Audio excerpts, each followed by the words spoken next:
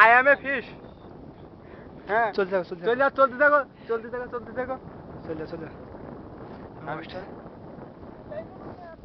I M a fish. নুনু কষ্ট করো কেষ্ট মেলবে। কেষ্ট মেলবে বল এখান থেকে দেখ আমরা এখন অফ দ্য রাস্তার একদম মিডে দিয়ে যাচ্ছি, তারপরে একদম নিচু এলাকা দিয়ে এলাকা ভেঙে একেবারে চলে গেছে। পিছনে সাইড করে না